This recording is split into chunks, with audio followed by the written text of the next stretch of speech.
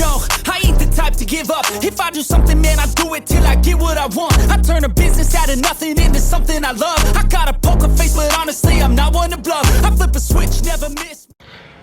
What's up, everybody? It's your boy Ernest, aka the King Slaughter, back today with another video. I done did like 8 videos already, that I recorded, and I just deleted it because it was not funny. It was trying to laugh videos, and for some reason, them videos, I cannot laugh. So we going back to do Mr. Ballin'. And one of his videos that he posted 6 days ago is the creepiest attic in America leaves detective shook. Mature audience only. So we're gonna see how this is. I already texted Mr. Ballin' a while ago and I asked him can I react to his videos, and he told me it was cool as long as I you know, shout out his channel and stuff. So thank you, Mr. Ballin', for that. Y'all make sure y'all go subscribe to Mr. Ballin'. His channel is down below in the description. So if y'all new to this channel, y'all make sure y'all hit that subscribe button and like this video if you're new. And if you like it, and if you want to show your boy some support so I can get me some more equipment instead of just using this laptop. Matter of fact, I'm gonna show y'all what I'm using. So hold up, let me just, all right, look. So I'm using my laptop, right? I got y'all on some corned beef hash, and I got my ring light right there. So yeah, y'all make sure y'all y'all support your boy because it's a struggle over here. But gotta get it how you got it. So let's watch this video. Like I said, y'all make sure y'all like, comment, and subscribe. And let's watch some Mr. Ballin' videos, man. And let's go. It's so easy to become a podcaster with Riverside. You just need a concept and a way to record it. Here's how it works. Okay, we just wrapped up the 15 city live tour. Like literally, this is my first day back in the studio. Whoa. Oh, wrong video. Sometimes the truth is stranger than fiction, and today's story definitely demonstrates that. But before we get into that story, if you're a fan of the strange, dark, and mysterious delivered in story format, then you've come to the right place because that's all we do, and we upload once a week. So if that's of interest to you, please offer to make the like button a nice fresh batch of donuts, but instead of filling them with custard, fill them with mayonnaise. Also, please subscribe to our channel and turn on all notifications so you don't miss any of our weekly uploads. Okay, let's get into today's story.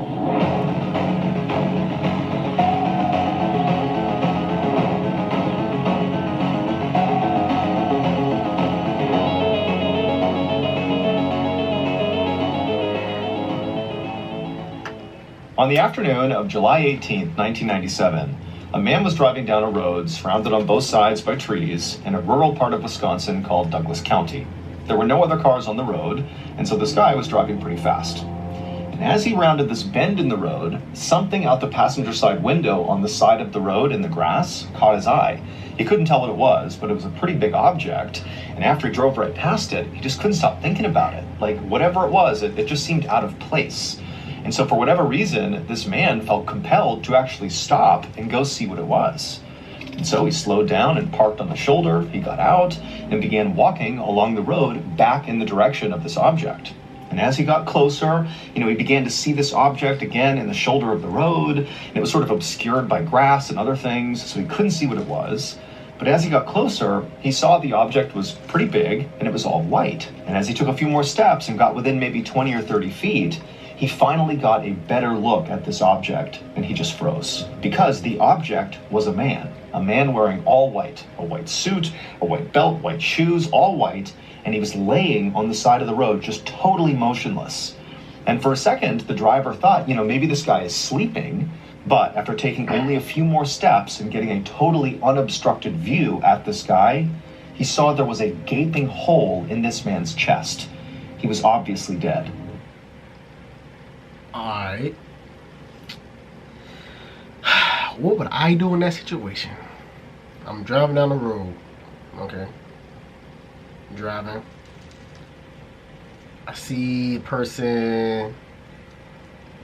Well, let me tell y'all this story, alright? Because it happened once. So I was going to McDonald's, or I was going to Wendy's, I believe. It was like, it was late at night, so it had to be like 12, 1 o'clock. Cold as shit outside. So I was driving the back streets, you know, to get to the McDonald's or Wendy's. I forgot which store I was going to, but it had to be Wendy's or McDonald's. And yeah, so I was driving the back street and I seen somebody laying on the side of the road, right? So I didn't know if it was a person at first. I thought it was like a vacuum cleaner because it was real dark outside, right? And this is when I had my I believe I had my old charger, my first charger. So the lights, the headlights wasn't really that bright because it was used and I didn't feel like changing them. So yeah, so I was driving. It was like on the side of the road. I thought it was like a vacuum. You know how people throw stuff outside to go like to pick up trash and shit. That's before I did junk removal. So yeah, but yeah, I thought it was like somebody like giving stuff to junk removal and stuff like that. So I just kept going and kept going. So when I got closer, I looked and I was like, damn. Matter of fact, it was Halloween night.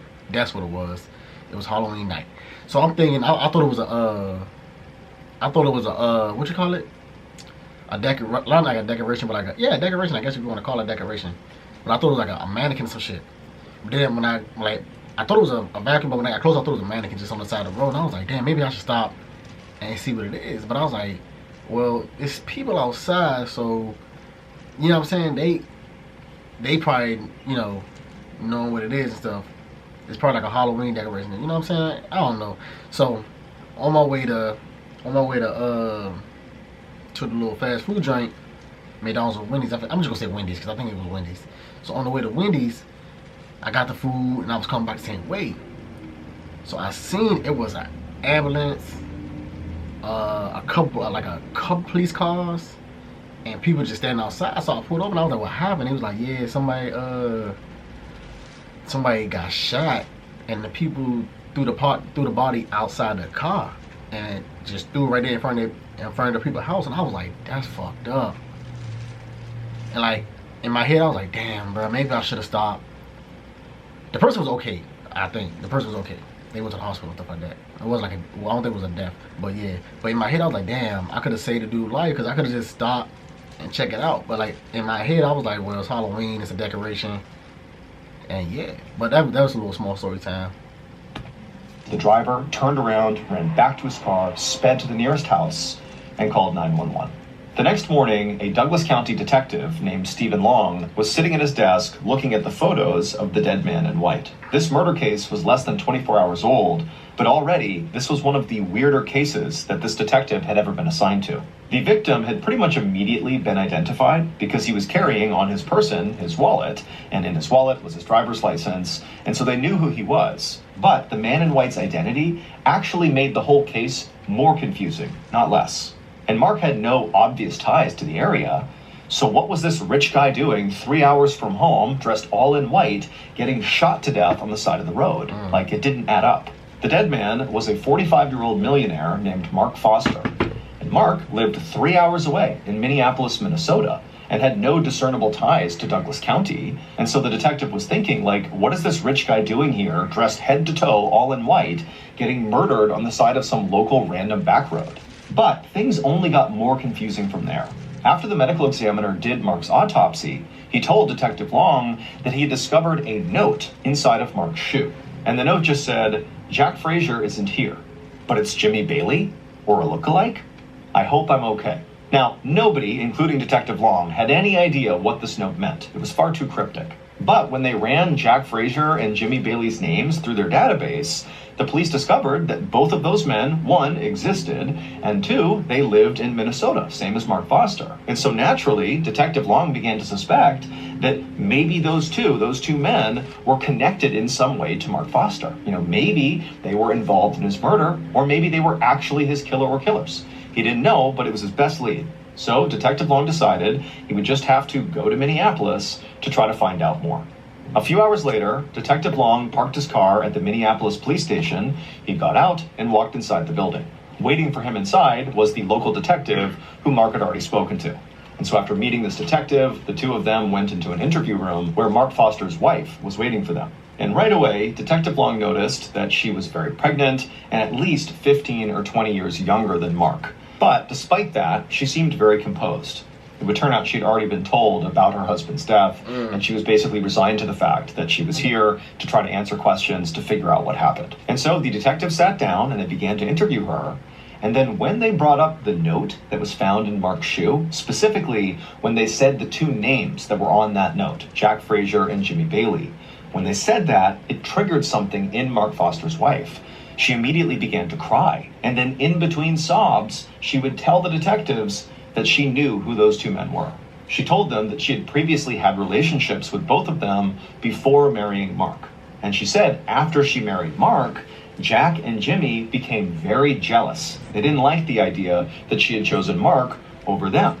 And so she had always felt like those two, Jack and Jimmy, sort of had it out for Mark as a result of this romantic rivalry.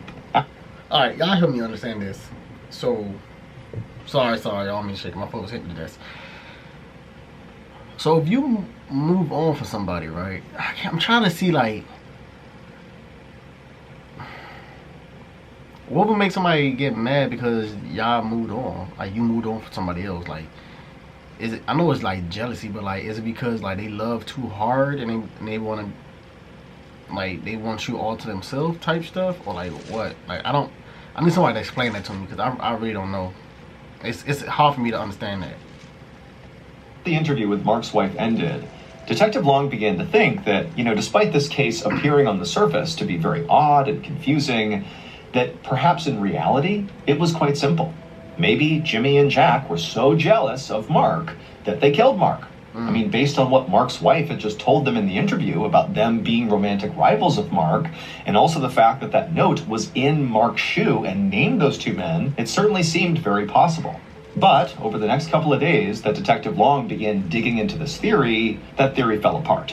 Because it would turn out Jack Frazier and Jimmy Bailey had absolutely airtight alibis. They simply couldn't have been the killers. Now, Detective Long was obviously frustrated. He felt like he really had it here.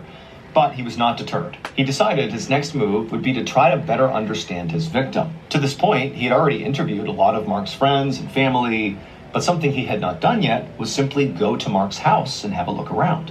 So Detective Long got a search warrant, and on July 29th, roughly a week after Mark was killed, Detective Long, along with another detective, pulled up in front of Mark Foster's large two-story home in the middle of a quiet suburban neighborhood. Now, from the outside, the home looked totally ordinary relative to its neighbors. But once they got inside the house, it was anything but. This game, you're not ready for it. The detectives made their way up to the front door and knocked, and a few seconds later, Mark Foster's wife opened up the door and let them inside. And right away, Detective Long is looking around, and he's seeing all over the walls on the first floor of the house are these graphic pictures and paintings of naked people. And then in addition to that, on some of the coffee tables and various surfaces on the first floor, right when you walk in, are all these pornographic magazines and books everywhere. And Mark's wife didn't acknowledge any of it. She acted like it was completely normal to have all this stuff right in the front part of your house. And so the two detectives are looking at each other as, Mark's wife is leading them on this tour through the first floor. And at some point, Detective Long just said, hey, Mrs. Foster, why don't you have a seat on the couch and you just let us take a look around your house on our own? And so she said, okay. She sat down on the couch, and then the two detectives, they left the living room, went back to the front of the house, and made their way upstairs. And once they got upstairs, they found the master suite, and there was all this bondage gear inside. There were leather straps attached to the bedposts, there was whips and handcuffs, there was also additional pornographic material in there. But, considering what the detectives had seen downstairs, this sort of felt on par for this house. And so after searching the other bedrooms and other rooms on the second floor and finding more pornographic material basically everywhere, the detectives found their way back to the hallway in the second floor, and they noticed there was a rope hanging down from the ceiling, and it was attached to the pull door that led to the attic. And so the two detectives, they walked over, they pulled the rope down, it revealed this fold-out set of stairs that came down from the attic, and once those were in place, the two detectives began climbing up. And once they got up there, they discovered that this attic was not a storage space like many attics are in American homes. Instead, this attic was a fully functional room that sort of resembled like a satanic dungeon of sorts. Oh, no. All the walls were totally jet black, and there were all these burned out candles all over the place and tarot cards littering the floor. And on the back of the attic, basically all the way on the other side, there was what appeared to be an altar that sort of overlooked the entire room. And on the altar were more candles, and there was a voodoo doll. I mean, it's totally creepy, and the two detectives are looking at each other like, what's going on here? And so the detectives, they climbed all the way into the attic, and then slowly began walking across towards the altar. And when they got close enough to actually see the altar up close, they just froze. Because sitting on the altar, in addition to the candles and the voodoo doll, were two business cards.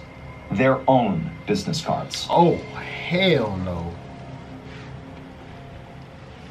Hey, it's Mr. Ballin here, and I am so excited to tell you all about a brand new podcast from Ballin Studios called Redacted: Declassified Mysteries, hosted by the incredible Luke LaManna. From covert government experiments to bizarre assassination attempts, Redacted dives deep into the astonishing true stories of uncovered secrets, lies, and deception within the world's most powerful institutions. Governments and military services around the globe have always cloaked themselves in secrecy. But history shows that when you try too hard to hide something, it only makes people more curious. Luke and his team have spent months researching these totally true and thoroughly twisted tales, guaranteed to keep you on the edge of your seat. Stories like the mind-bending truth behind Operation Paperclip, where former Nazi scientists were smuggled into America to advance U.S. technology and intelligence during the Cold War. Or the shocking story of Charles Manson and the CIA, revealing how a notorious cult leader might have been entangled in a web of covert operations. Trust me when I tell you, the stories are real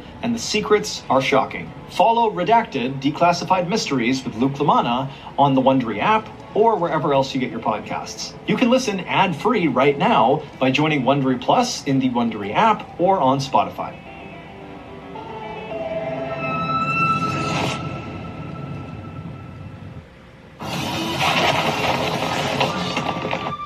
Fortnite Chapter 6 Start. Here's how the average man's life would change if he never saw an ad again. Day 1, he would install Pi on his computer without spending a dime because... Okay. Detective Long and his partner immediately went downstairs and confronted Mark's wife about the attic. Like, what's going on up there? Why are our business cards on your altar? But Mark's wife, the second that attic was mentioned, went silent. She refused to speak about anything to do with the attic. And so after a minute, realizing this conversation was going nowhere, Detective Long and his partner called for backup. And as they waited for backup, the two of them stepped away from Mark's wife and began speculating, like, is this a cult? Was Mark a part of a cult that like ran it out of his attic? Like, what's going on here? And are we being targeted by the cult? Is that why our names are on the altar? A few minutes later, backup arrived, and they would do a much more extensive search of the property. But other than finding more pornographic material,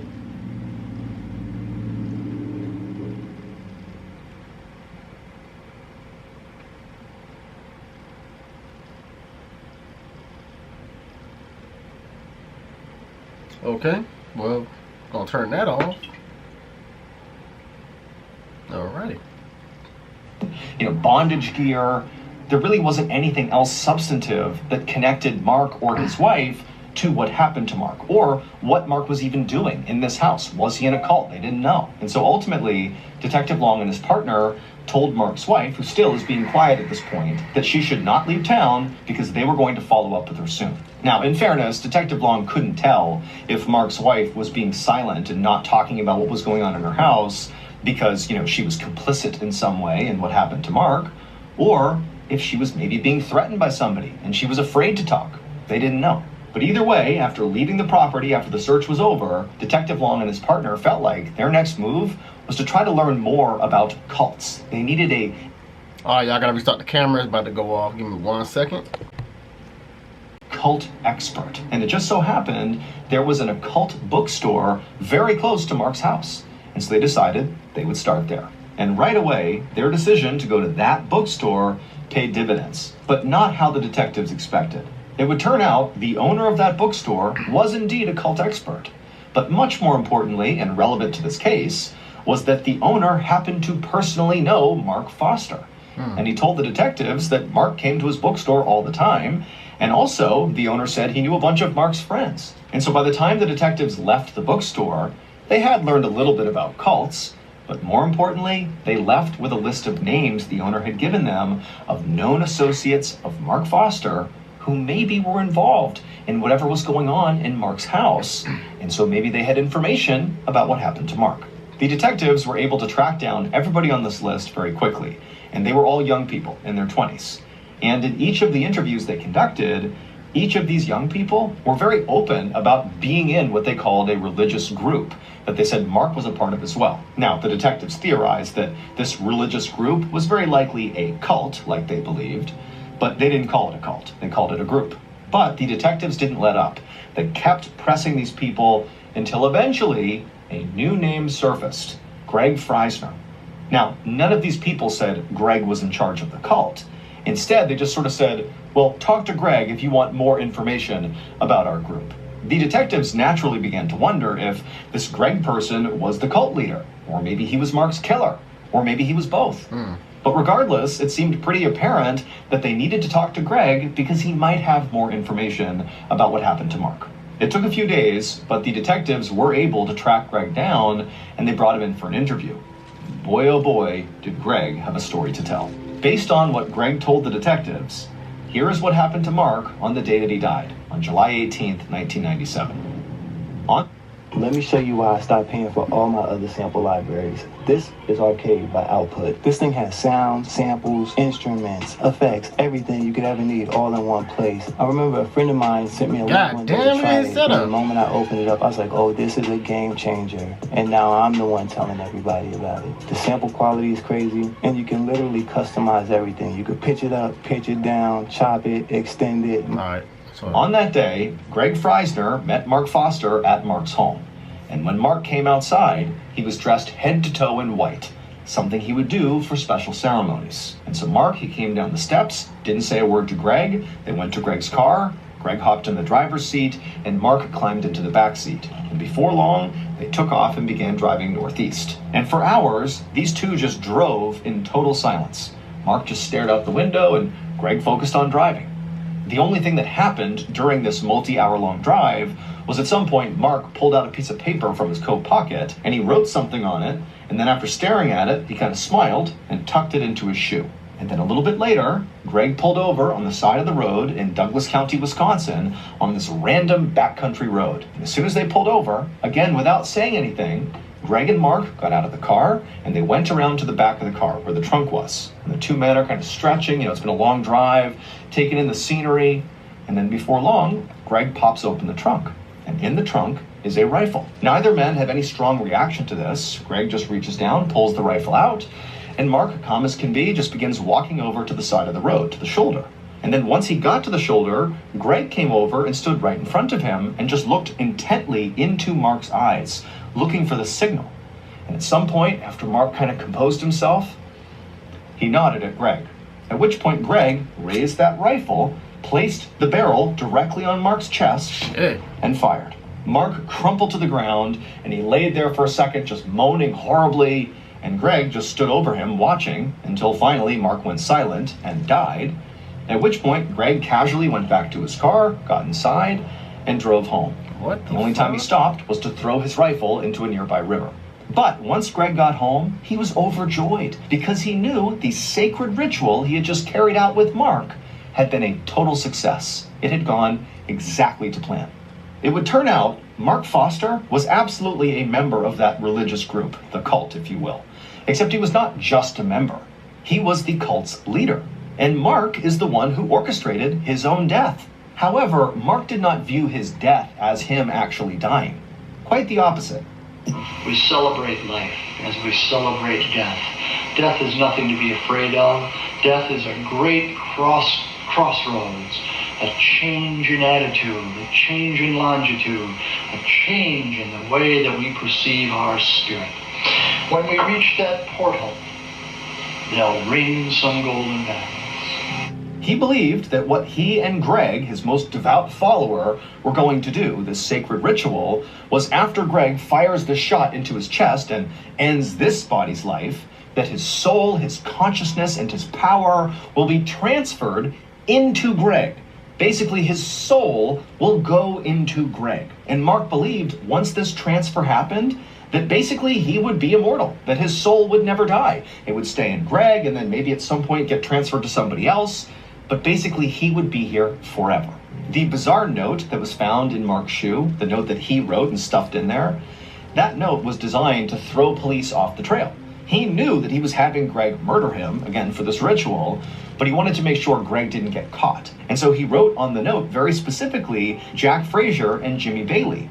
Those two people he hated. He hated that they had been in past relationships with his wife, and they hated him. And so he figured if he was going to create a scapegoat for his murder, who better than his romantic rivals? They had nothing to do with it. He just named them in that cryptic note to get them in trouble. That's crazy. As for all the pornography and bondage gear that was found inside of Mark's home, well, that all played a role in Mark's cult as well. Okay, never mind. He was a firm believer that the more sex he had with his followers, often multiple followers at the same time, the more powerful he would become. As for the detective's business cards found on the altar up in the attic, those were very likely placed there by followers of Mark, so members of the cult, in an effort to potentially, thwart their efforts to solve the case. They might have believed that by placing those on there and performing various rituals, that somehow would prevent them from solving the case. We don't know for sure. That's the theory around why they were there, but obviously that didn't work because the detectives solved the case. Greg Freisner would ultimately be found guilty for playing a role in Mark's death. He obviously was the trigger man, and so he was sentenced to 10 years in prison. As for Mark's wife, although she definitely knew about 10 years? For murder?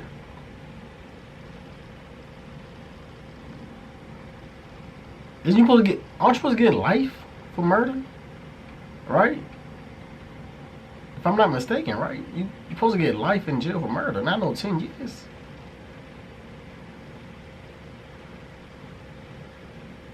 I don't know. And may have been a participant, there was never any evidence that actually connected her to Mark's murder. And so she was never charged with any crime.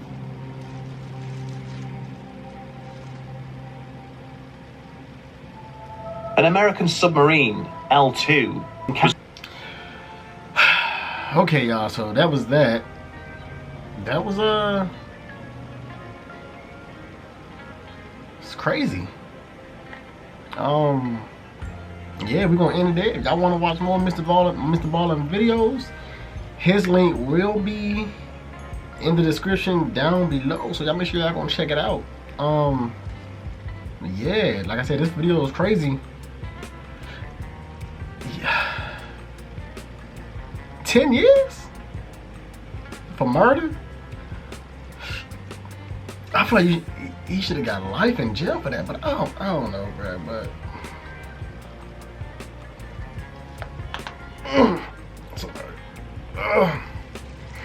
y'all leave some comments down below to let me know what's up. Like, what y'all think about it? 10 years or murder? Like, 10 years or life for murder? Like, it don't make sense. I don't know. I don't want to be that guy, but like, if it was a black dude, he'd have got life, but come on now. But hey, it is what it is. Y'all see the video. Y'all make sure y'all go subscribe to Mr. Ball and like his videos. Make sure y'all get this video a like, please, and thank you. Subscribe to my channel if you're new. Make sure y'all go follow me on TikTok and Twitter. Or X. With that being said, it's been your boy Ernest, aka the King Slaughter. And we out. Peace. No, I ain't the type to give up. If I do something, man, I do it till I get what I want. I turn a business out of nothing into something I love. I got a poker face, but honestly, I'm not one to bluff. I flip a switch, never miss.